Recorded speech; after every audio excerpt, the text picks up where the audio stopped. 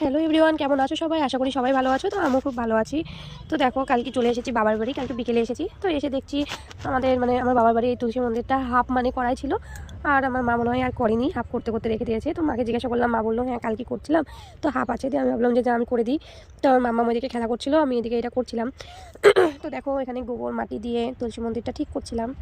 তো ভাবলাম যে না, বন্ধুদের সাথে একটু শেয়ার করি, অনেকদিন কিছু শেয়ার করা হয়নি, তো এটা শেয়ার করি। তো অনেকদিন পরে আমি এইসব লেপা টেপার কাজ করছি।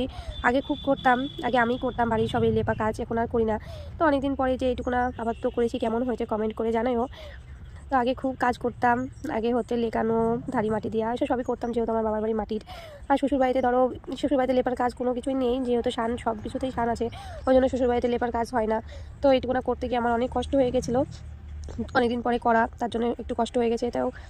তো কষ্ট করলেও কষ্টর থেকেই তো কেষ্টটা মেলে, তাই না বন্ধুরা বলো?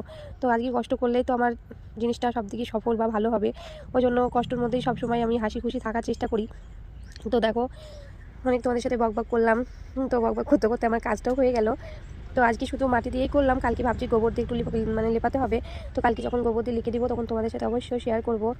তো এখন কমেন্ট করে জানাইও যে কেমন হয়েছে। তো অনেকদিন পরেই সব কাজে হাত দিয়া আর কি। তো এই দেখো, আমার ফাইনাল লুক এরকম হয়েছে।